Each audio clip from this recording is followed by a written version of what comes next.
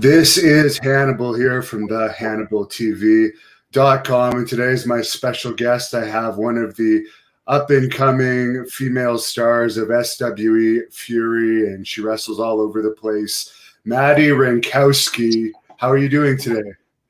I'm good. How are you? I'm doing well. What a nice smile you have. Oh, thanks.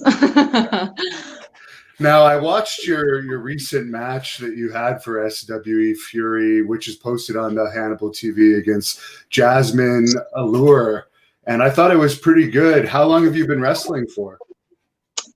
So I've been wrestling about a year, but this rookie year that I have is kind of COVID cut into that.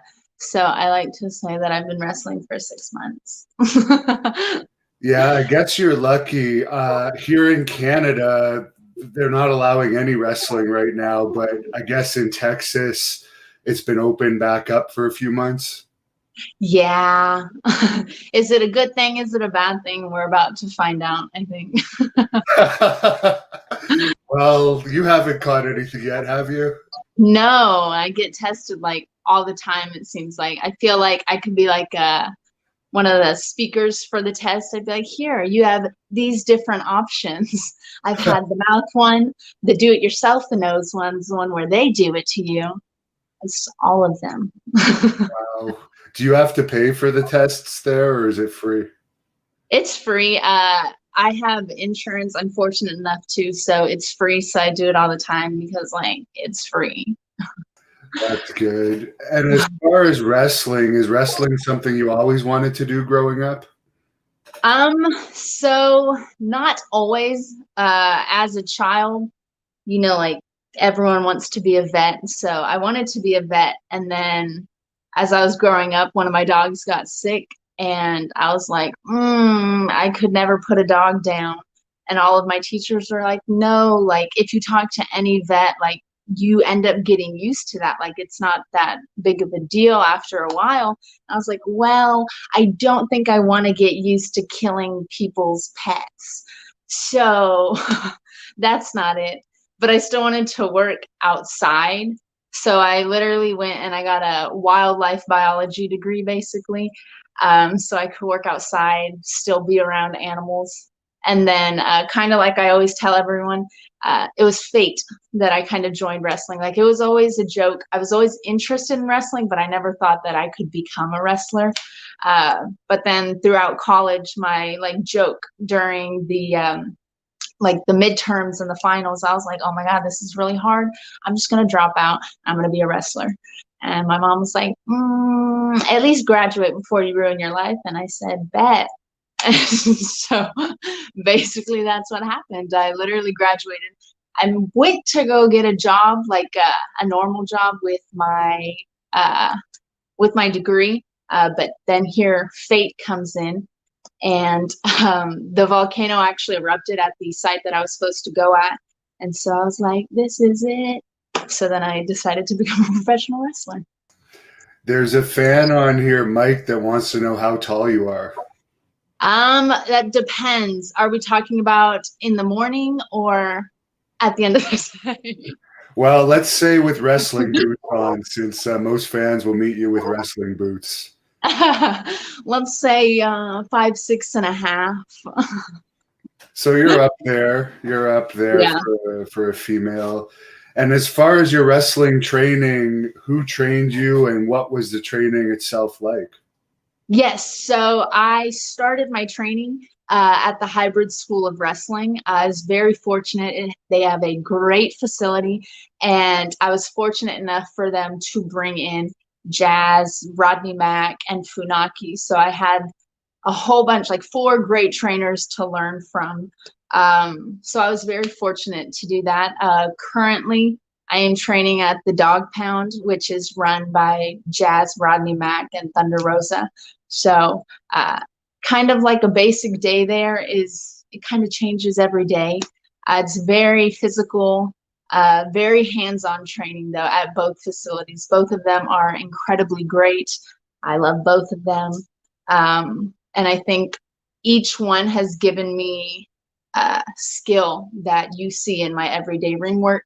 Hybrid, I'm very technical. It's where I started. So like you see my baseline, it was very good. And Jazz and Rodney Mack kind of just helped me put that exclamation mark on there, like figure out exactly how I am doing my stuff, like just make it a lot crisper, a lot more fierce, I guess. Yeah, I've been impressed with all the girls that Jazz has trained because you guys are doing a phenomenal job. The hard hitting style and the realistic style that you guys are doing. Was it difficult to train under her because she seems like she might be a tough coach? Um, so she's very intimidating at first. So when I was with Hybrid, they brought Jazz, Rodney, and Funaki in for a 2-day wrestling camp at first, and I was terrified. Like her presence is just intimidating. And then when she ended up joining Hybrid, I told her that. I was like, girl, you scary. And she was like, I'm not, like, I'm nice. And I was like, but it's your presence. Like, she's so nice.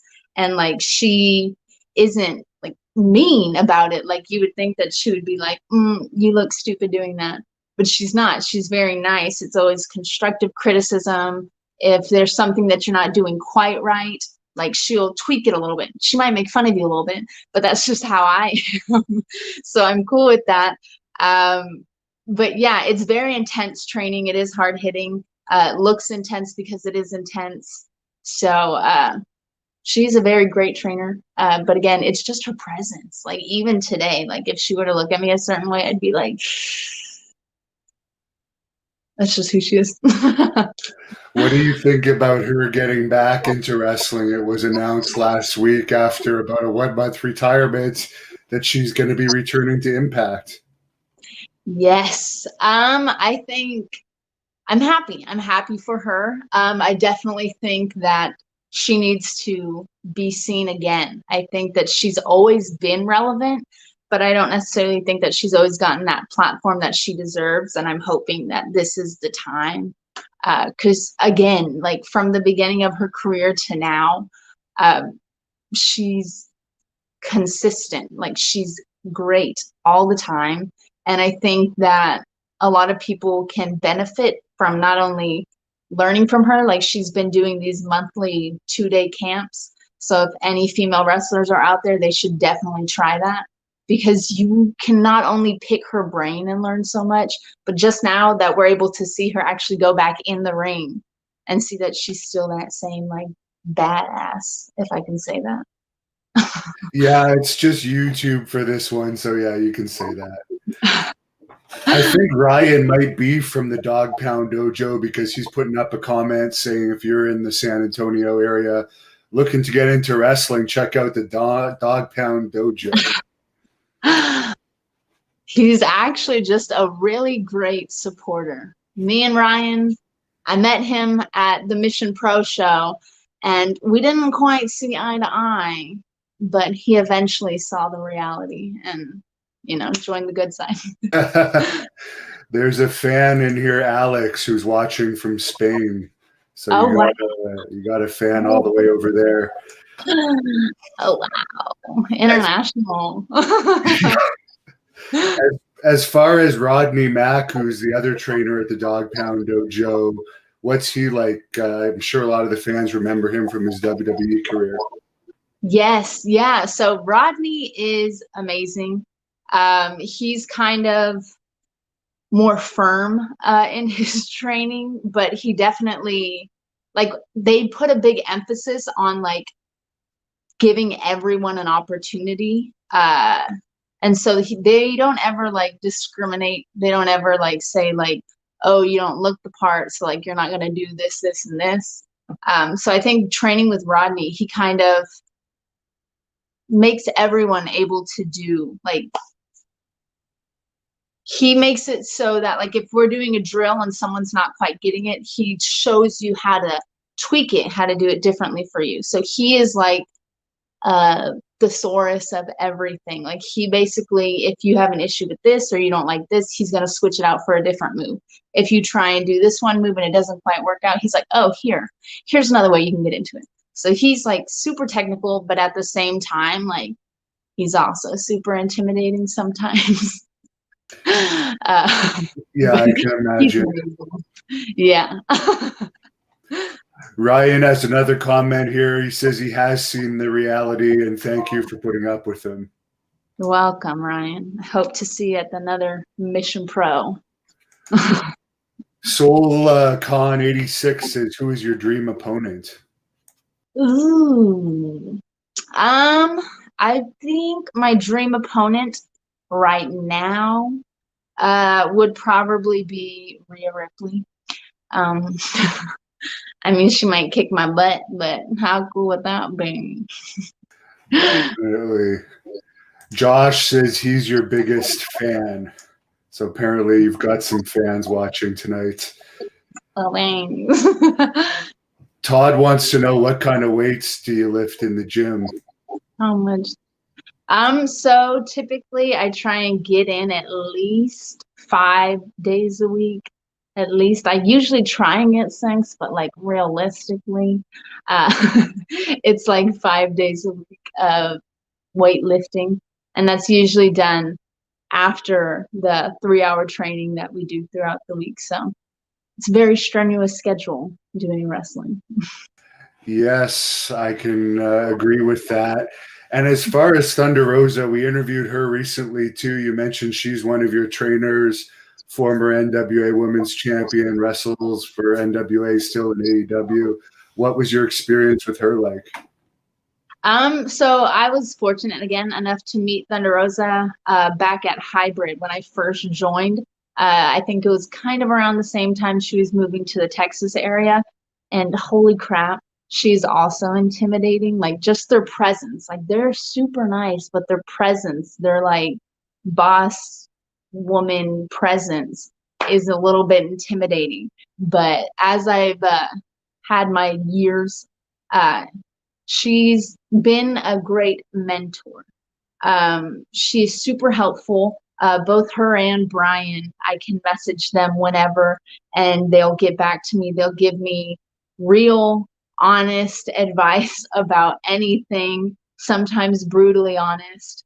But again, she is so helpful, and she's definitely an advocate, and probably one of the most honorable female wrestlers this year, not only with all that she's accomplished, but the path that she's paving right now for women wrestlers and just women in general.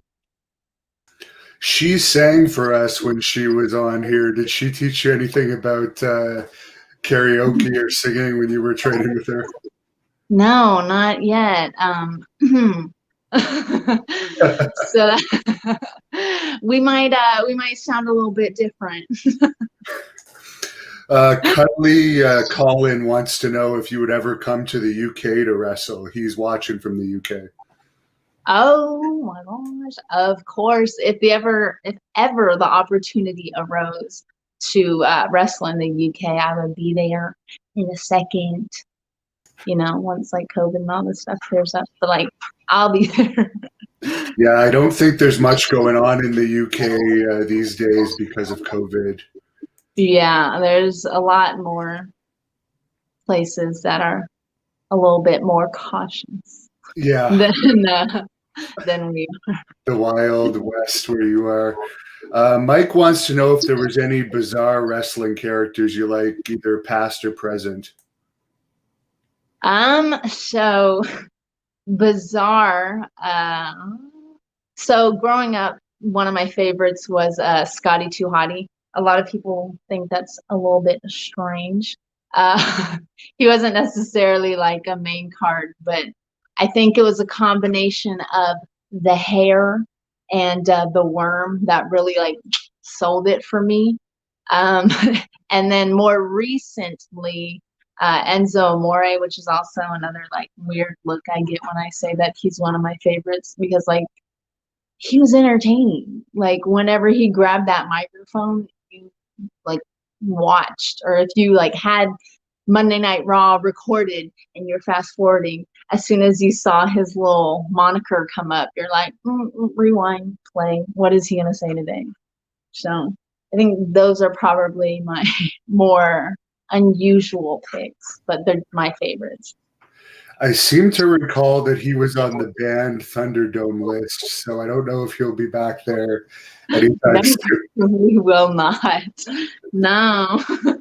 Maybe AEW, though, you never know, but I think he has a real feud with Joey Janela, who has some pull there, so that might prevent that from happening.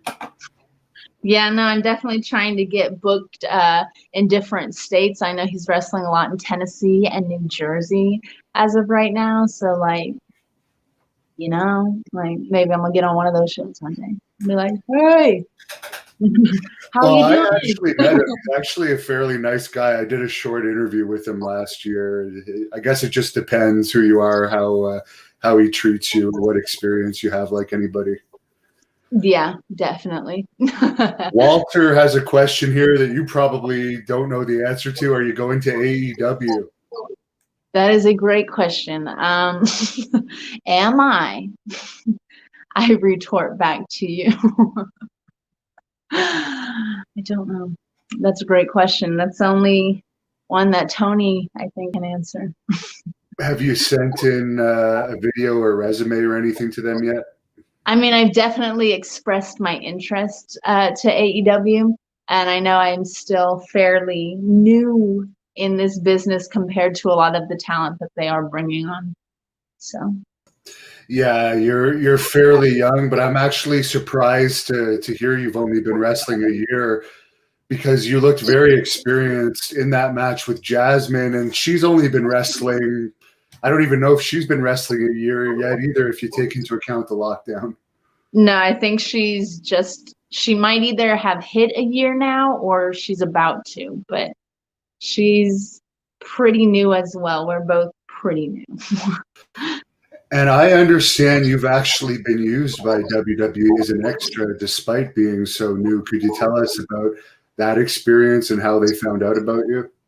Yeah, of course. So again, at Hybrid, we do have Coach Funaki there, and he is SmackDown's #1 announcer. But he also does the commentating on the pay-per-views. And so in this business, it is kind of a lot about who you know. So I was able to go on their little Texas tour for their Royal Rumble weekend, and it was amazing.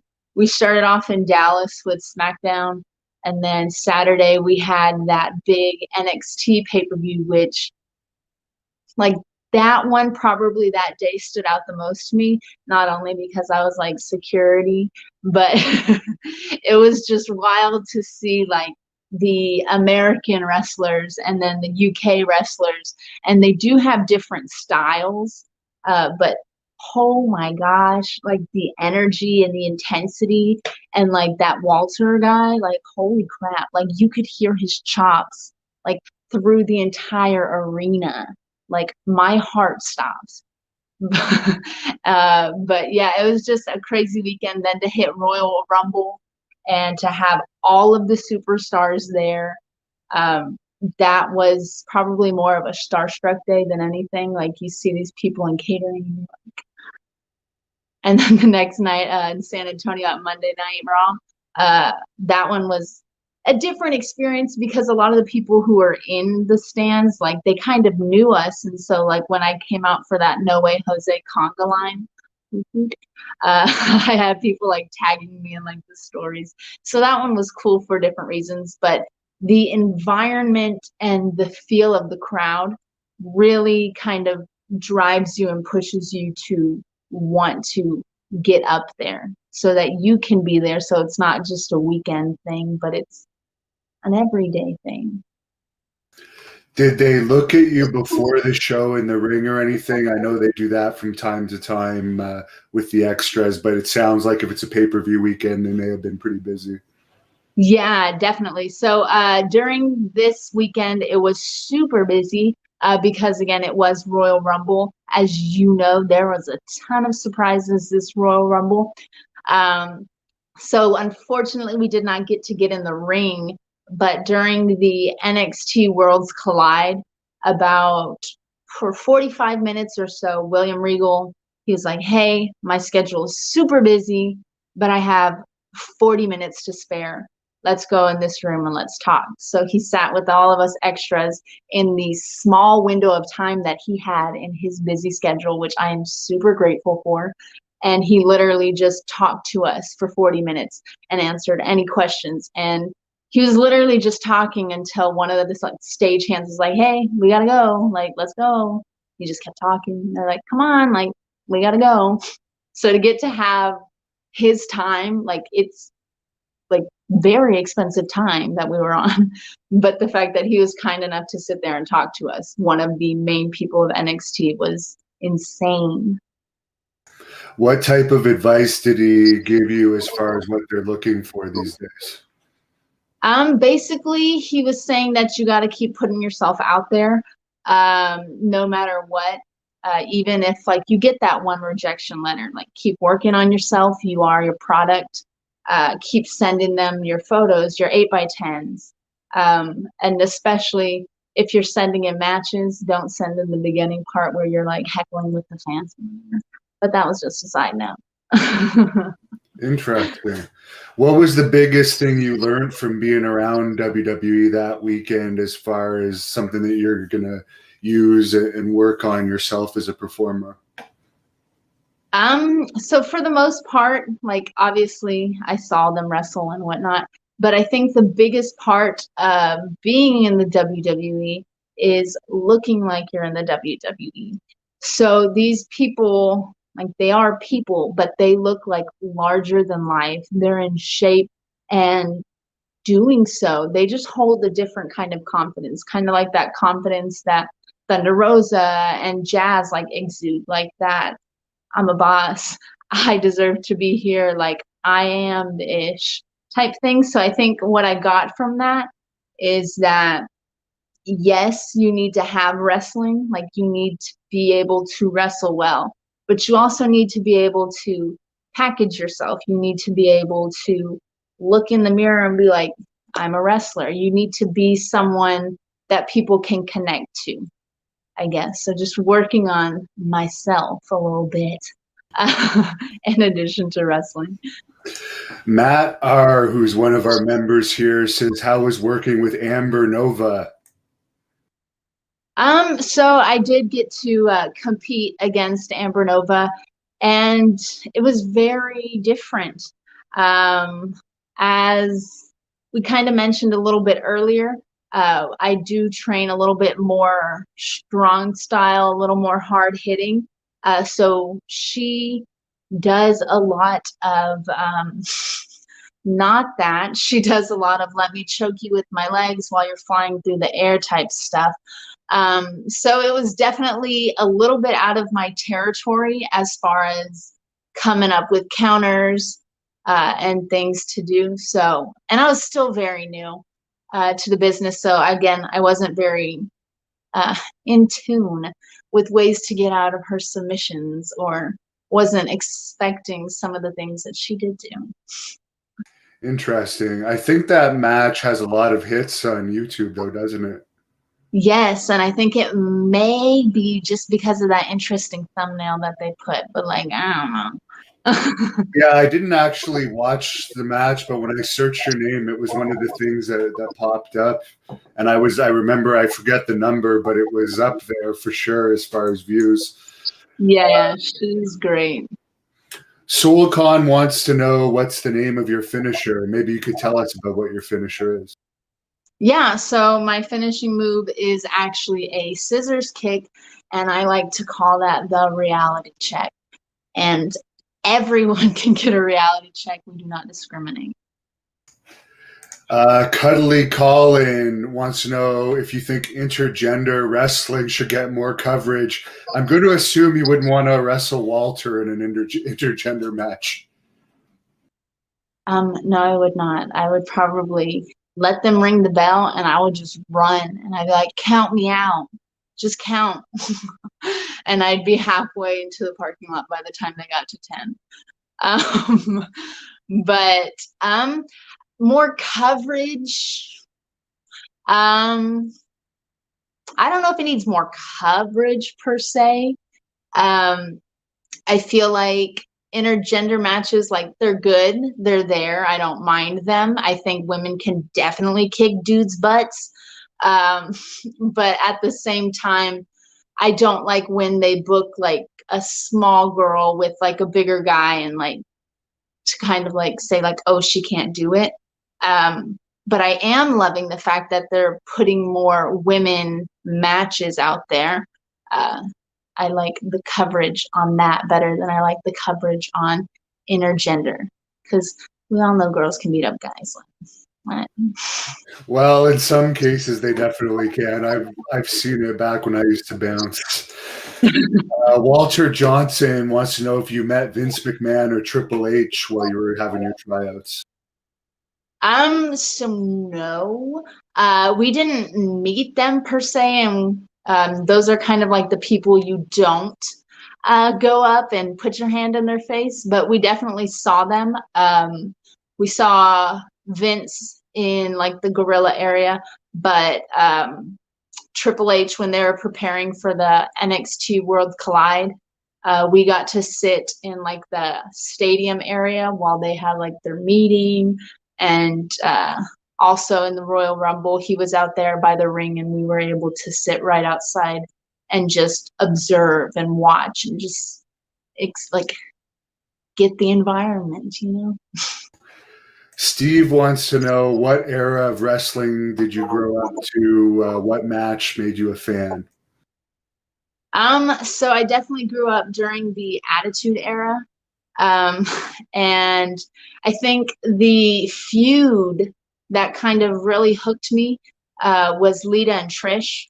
More specifically, I can remember because my brother is the one who got me into wrestling, and he was a huge Trish fan, and I was a huge Lita fan. And I don't remember exactly which match it was, but there was one, and I just remember I was like mad. I was getting mad at the TV. Like, I was invested. And then Trish ended up winning, and I was pissed. I remember I was like getting mad at my brother, and my mom was not very happy with us because we were getting that heated over a match. But I think that's kind of when I realized, like, holy crap, wrestling, like, it literally got me that invested in one match and this storyline.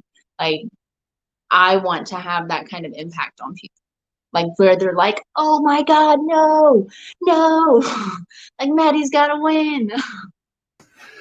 Isban wants to know if you've ever met Alundra Blaze.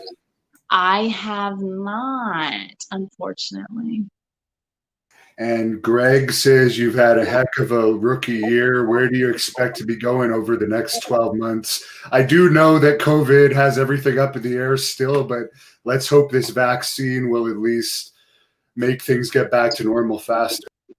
Yeah. Over the next 12 months, I mean, I would definitely like to get a couple of opportunities with companies. I'll definitely be making a lot of trips to my refrigerator, the gym. But if this whole COVID thing gets better, alleviates, I would love to go overseas. To Japan is one dream place, but also like New Zealand, Australia area is also another dream spot I would like to wrestle in. The North American Wrestling Alliance says much respect to us from the NAWA family. They're a new company putting on a show in Daytona Beach. Oh, Daytona's nice. Yeah, December 19th. Amber Nova is actually on that show. So maybe I know they're doing February 13th too in North Carolina, I believe. So I've heard North Carolina's nice too. Is there what states haven't you wrestled in? I guess there's probably a lot. You've wrestled mostly in Texas, I guess. Yeah. Yeah, I've been in Texas pretty much because, again, COVID. So all of my matches have been in Texas, various parts of Texas, which seems like a different state, but all in Texas. But like, my 2021's pretty free, just letting you know. Just Well, throwing that one out there. Josh wants to see you up here in Canada for Great North Wrestling, which is the company we operate. We're shut down right now, but definitely from what I've seen of your matches, you're someone that would be a good fit. And our champion is Lufisto, and SoulCon86 wants to know if you've ever heard of Lufisto, who is our reigning champion right now. Yes, but I've never met him. And again, thanks to Josh for throwing my name out there. And again, 2021's still pretty open. Well, let's hope things get back to normal. Now, you have a gimmick. It didn't really show that much in the Jasmine Allure match that I watched, but apparently it's like a Kardashian style gimmick. How did you develop that? And maybe you could explain the gimmick to us a little bit. So, I mean, like a gimmick, but it's more like who I am. I love the Kardashians, which is what everyone sees. I respond to tweets in Kardashian gifs because they just like literally say what I'm thinking.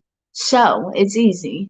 But basically, I am Miss Reality. The Kardashians are a reality show. That's how the two interconnect. I am Miss Reality because I do give people reality checks. If I see something that I don't agree with, like I'm going to say something. And I think that's kind of what started the beef with Jasmine Allure and I. She just talks a lot. And again, as you have said and I have said, she is very new. And this business is built on respect, and she just talks a lot. And so I called her out on it. She said some things back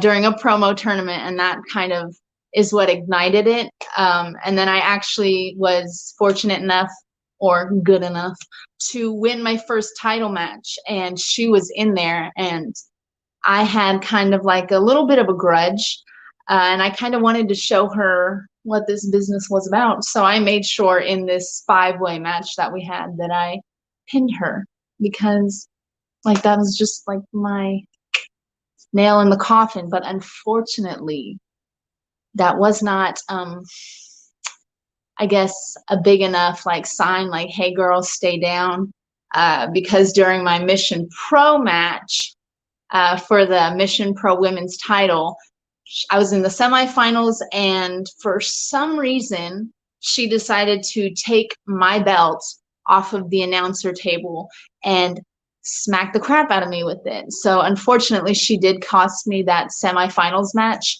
which was actually the day before SWE. So I came into SWE a little bit mad. I let my emotions get the best of me. I will definitely admit that. So when your emotions get a little bit too ahead of you, you don't think clearly, stuff like that happens.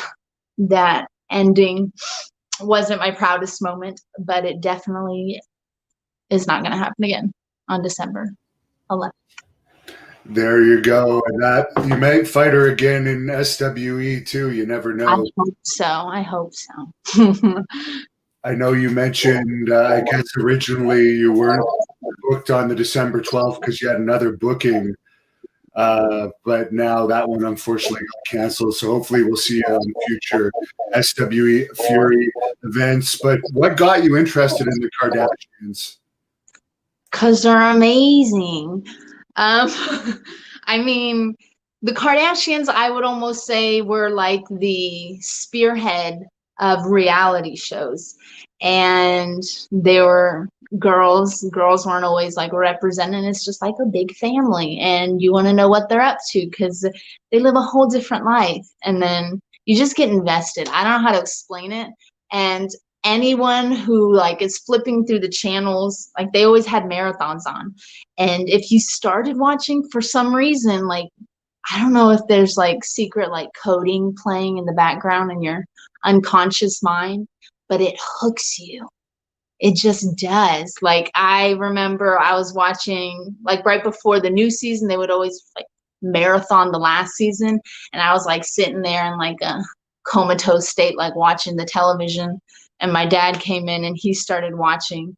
And he's like, "You're still watching this?" And I'm like, "Yeah." And then by the end of it, he was yelling at Scott Disick through the TV, like calling him stupid and why is he acting like an idiot? So like, you just get invested. I don't know. And then you become part of the family. Who's your favorite Kardashian? Courtney. No question asked. Courtney. She is just the best. She is the realist. She is not afraid to say what's on her mind. And what is up? I don't know the story, but the man became a transgender or something, and now he's more popular than ever. What's the story behind that? Yeah, so Bruce Jenner is the father of Kylie and Kendall and maybe Chloe, but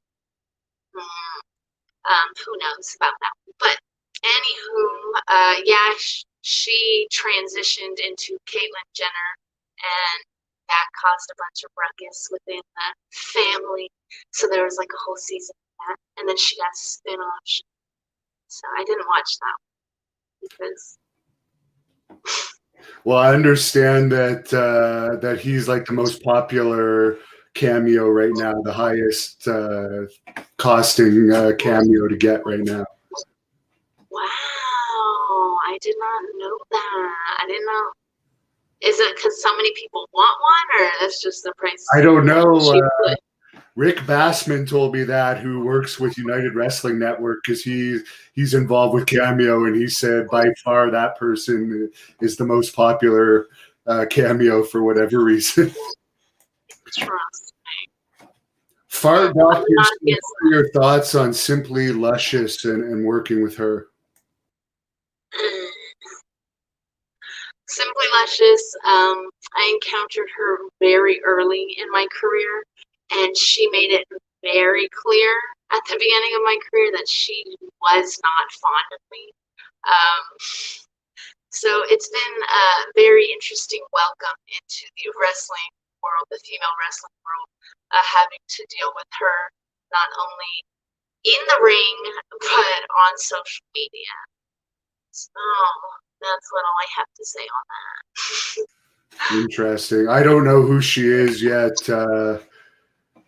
That was a fan question. NAWF Wrestling wants to know why the Spice Girls entrance music.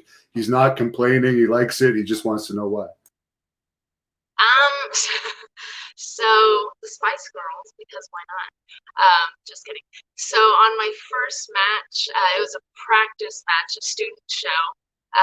They were like, "Hey, 3 hours till the bell. What do you want your entrance music to be?" And I was like,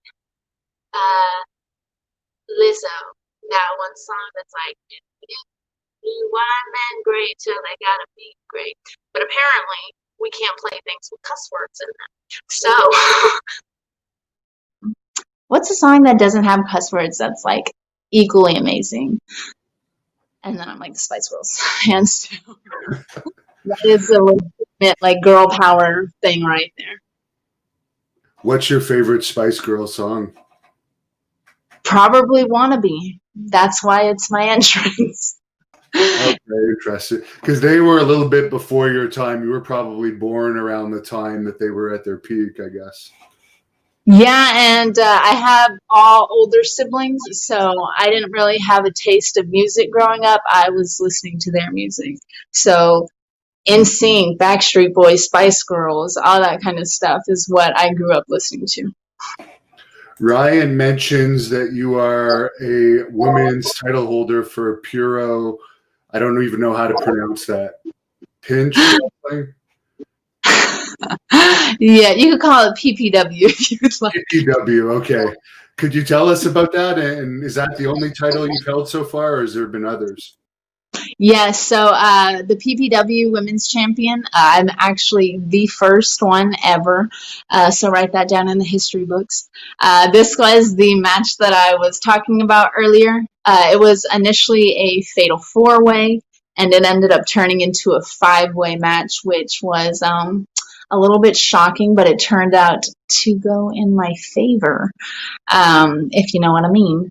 So, yeah, it's an upcoming company here in South Texas, Kingsville to be exact. They're having another show in January. So definitely be on the lookout for that show. And I'm excited to represent the company and show PPW what reality actually is. Now, I know it's illegal in Texas, but it's legal in Canada. There's a fan on here asking if you smoke weed.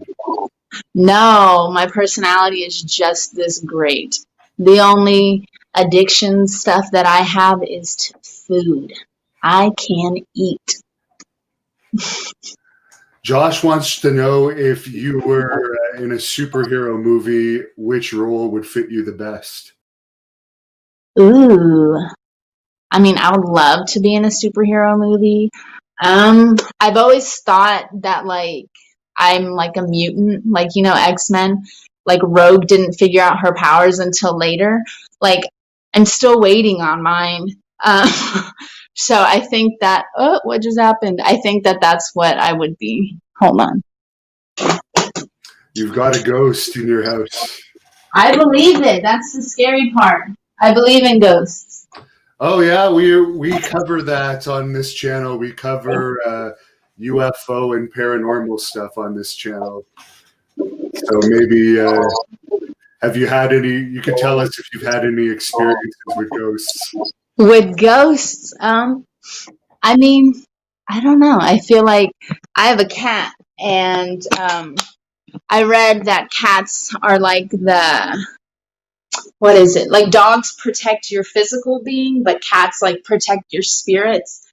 And like this cat is like, she freaks me out sometimes. Like she'll just sit in the doorway, or like weirdly enough, like when I go to the bathroom, she just sits at the door and like guards it. And I'm like, thanks, girl, you got my bag.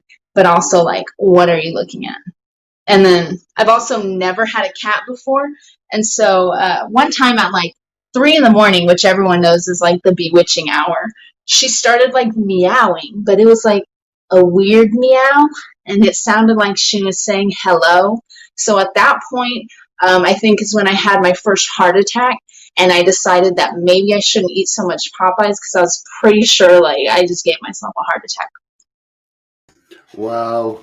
And what about UFO stuff? We've seen the government has come out with some videos in recent years showing some objects that they say they don't know what they are, but they were in our skies. Do you have any thoughts on that type of thing? UFOs are definitely real. I believe that it would be ignorant to think that there's not other life just because we haven't like seen it with our own eyes. But like this world is way too huge for there to not be something else. Now you mentioned that you like Popeyes. How do you keep your physique with that type of a diet? Hashtag body by Popeyes. It's going to happen one of these days. Popeyes is going to realize how much they need me, and I'm just going to have like a sponsor by Popeyes, and that's going to be my hashtag body by Popeyes. I don't know. It's just, that's how it works in my body's chemical composition. It is fueled by Popeyes, fried chicken, red beans and rice, biscuits. Everyone needs those days. Well, you're very blessed. Are you a chef at all yourself? Next question. My mom always told me to either be rich enough to have a chef or marry someone that can cook. So there you go.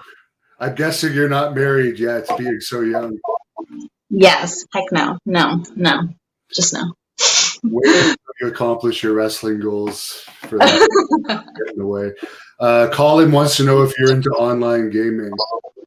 Not so much. I don't really have that much time.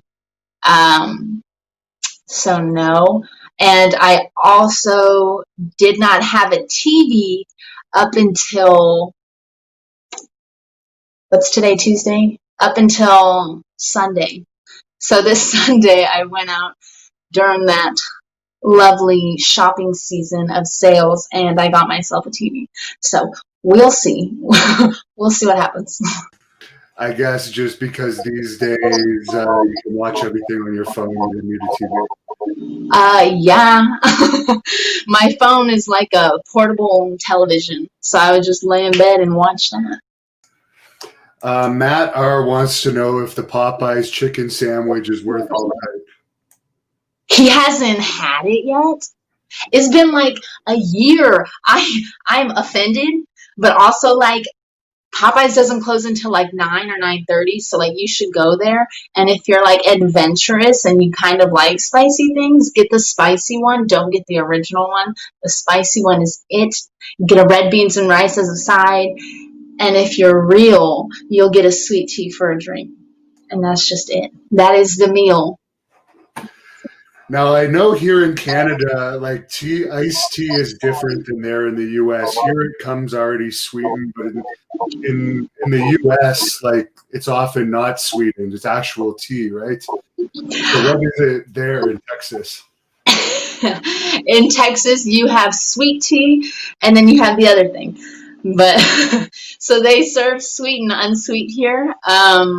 Basically, you're not a Texan if you don't get sweet tea. And pretty much here in Texas, sweet tea basically is liquid diabetes. So it's kind of just how we roll, you know? There's an interesting comment here. Klein wants to know if you could call out some wrestlers that you want to lay the boots to. Well, I mean, as y'all know, Jasmine Allure. She's the first one in line, and I won't have to lift up my boot too high because she's like 5'0" nothing. Definitely her. So I'm just gonna leave that one for now, and then once I get past that barrier, I'm sure there'll definitely be more. Do you have a best friend or anything in wrestling? Ooh. I mean, I'm fairly cool with everyone, but I wouldn't say that I have a best friend because I'm in competition with these people. So there's like that saying, keep your friends close, keep your enemies closer. I don't trust everyone because like the reality is like everyone wants my spot and I want their spot. So you can only trust so many people. Yeah, you know, you're pretty smart for being a rookie because most people will say wrestlers are all family and friends, but that is the truth. You're in competition. Yeah, like you're a family. Like everyone will have each other's backs up until like you're put against each other. And like obviously you want your family to win, but you want to win more. And maybe that's just me, but I don't know. Now, what are your thoughts on the whole speaking out movement that happened? You're young in the business and may not have had any bad experiences like that, but do you think it's overall a good thing that wrestling is trying to expose some of these guys now? 100%. I think that not only in the wrestling world, but just women are subjected to some very crude things, whether it be out on the street or in like their workplace. So I think that to be able to police the wrestling business, to have not only other women but other guys be advocates and for them to make it a safe place for people to share their stories. It's unfortunate how many amazing wrestlers were lost because of their personal issues, but it definitely needed to happen. And I think it has now shown not only the wrestling community, but the world that you can't get away with stuff like that anymore. Like if you're doing something or if you're saying something to anyone, you're going to get called out on it. So I feel like it's making people kind of think twice before they say something because it's not that easy to get away with things anymore. Joe has a good question. I was actually wondering this myself. He says he likes your ring gear. It's pretty cool and unique. For anyone that hasn't seen it, you have one full pant leg and the other one is a short. So how did you come up with that concept? Yes. So growing up, I pretty much ran most of my childhood. I did competitive running, cross country and track. And one of the greatest track runners, her nickname was FloJo. And she was known for having these crazy outfits. And typically in track, it was just either like the little spandex shorts and shirt or whatever little jersey, but she would make her outfits in. One of them, she had that asymmetrical look, and I really liked it, and so I ran with it. And I decided to do the asymmetrical look as well. Now, you seem like kind of a more natural heel, even though you definitely have a sweet side to you. Do you prefer being a babyface or a heel? So I can't really say that I'm like a baby face or a heel. Like, I just am who I am. Like, there's definitely, like in life, there's people who just rub you the wrong way. And like I said earlier, if I don't like someone or if someone's doing something questionable or says something questionable, I'm going to say something. And sometimes I think it's all about perception. Like, if you feel the same way that I do about Jasmine Allure, then some people will be like, oh, she's a baby face. Like, she's just real, like, attitude or whatever. But I think I'm just Maddie. Like, I don't try and go for either or. If I see something, I'm going to say something. So, yeah. Just depends how you take it. The Colin wants to know if there was wrestlers court at any wrestling company you worked for, would you be the judge or a defense lawyer? Ooh.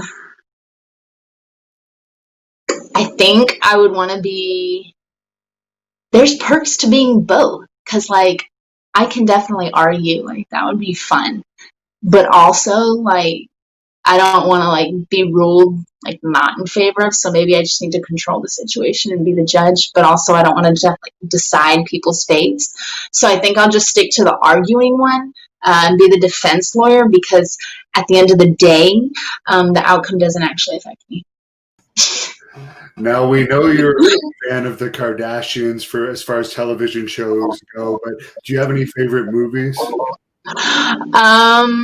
Favorite movies? Yes. Aside from like Tarzan, my favorite movie is A Dog's Purpose. I haven't heard of that one. Who's in that one? A dog, and obviously, this is coming from a cat lover. No, I'm not a cat lover. Don't put that on me. So I actually like journey with this cat that I have. Her name is Kat with a K, because she is a Kardashian. But my journey with her, I didn't buy her. I didn't go out looking for her. She actually found me. We were training at Hybrid, one of our old locations, and this little orange tabby cat just kept wandering in, and our coaches kept kicking it out because they didn't want her to pee on the turf. And so they just kept kicking her out. It was like February or March, and so that's when it kind of gets cold at night in Texas, like actually cold. So we ended up getting out really late that day. It was like midnight, and I was about to drive out of the parking lot, and I noticed that the cat was still in the parking lot, and she was under someone's car that was about to reverse, and I was like, whoa! So I stopped my car, told them to like, oh my God, stop. And then I got out, and the little cat came up to me, and I was like, oh my God, what the heck? And so I was like, I'm going to see if it's microchipped, because she had a collar, and I was like, surely, like, if you put a collar on a cat, you own it. And I went to see if she was microchipped. She was not. And then they were like, she's not microchipped. We don't know what to tell you. And I was like, okay, well, it's someone's cat. And they're like, not our problem. And I was like, cool. And that's how I got a cat. Interesting. Well, that's very kind of you to help that cat out. As far as your matches, do you have a favorite match? I mean, I think like personally wise, like I have an emotional connection to the match with Jazz and I, just because it was my first match on the independent scene, and I got to go against Jazz, my trainer. So, like on an emotional level, that one was my favorite. But as far as like how I performed, I definitely have to say one of my Mission Pro matches, either the one against Red Velvet or La Rosa Negra.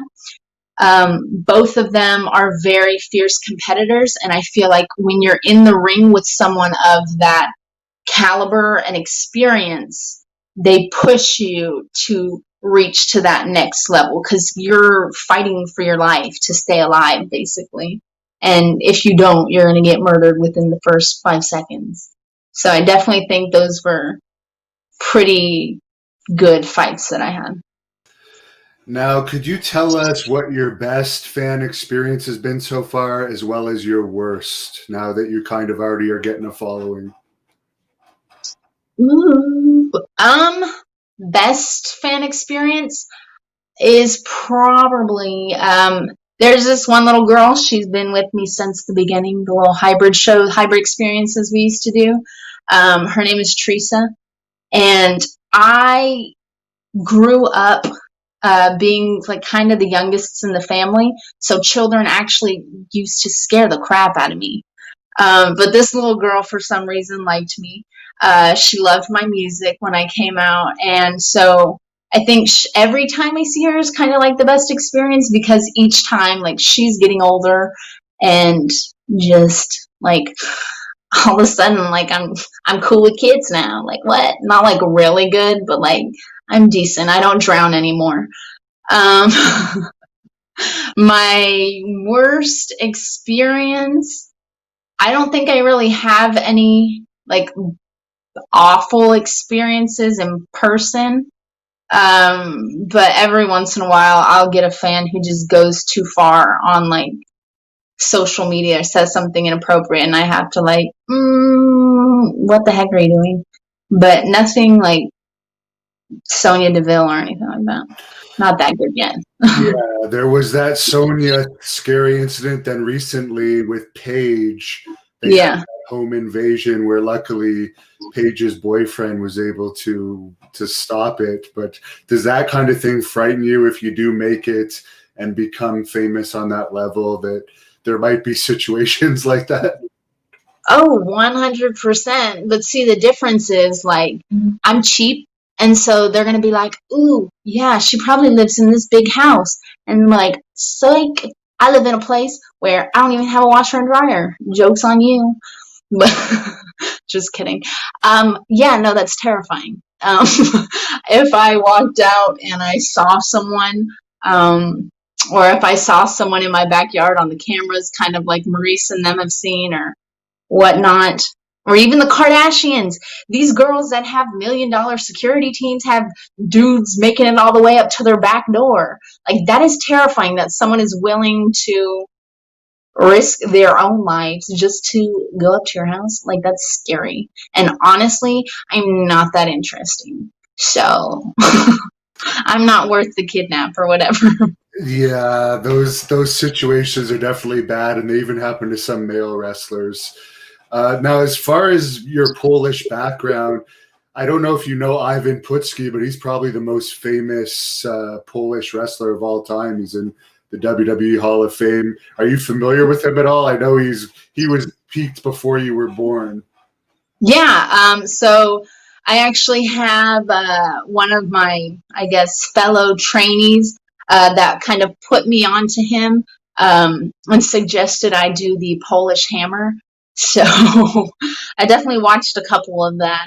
I'm just not sure that mine are as intimidating as his. I think actually he even lives in Texas now. His son wrestled for a while too. But yeah, I'll have to look into that. Oh, great. So you're going to make me one of those fans that goes out and stalks people's homes. No, but I'm sure he'd be interested to know that you were wrestling. He's a really nice guy. I met him last year, and I did an interview with him, and he's actually very popular.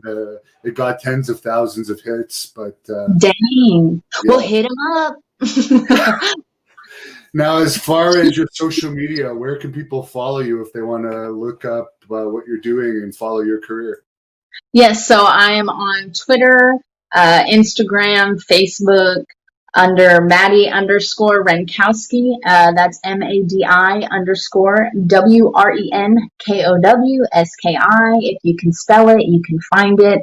And I also have my merchandise on a Big Cartel website, which will be in the bio of all of those. Ta-da. Very good. Well, I suggest people follow them. I saw a bit of your Twitter stuff, and you have some interesting posts on there for sure. I guess you're going to be continuing on with SWE Fury as we get into the new year as well. Do you have anything to say about them, since we're doing this interview as partly as a promotion for SWE Fury? Yes. So obviously, I see that there's a lot of talk about the women's champ, and everyone's pining for a spot. I'm just going to go out there and throw my name into that pot. And definitely you all will see more of a Madi presence in 2021 SWE Fury. So maybe I will be the women's champion. Miranda Gordy just needs to watch her back. Like, I don't know. We'll see. Speaking of hard hitting, she hits pretty hard. I saw her latest match, and that's got to be a little bit intimidating. See, but I've watched that movie Dodgeball, so I know duck, dive, dip, something, dash. I got it.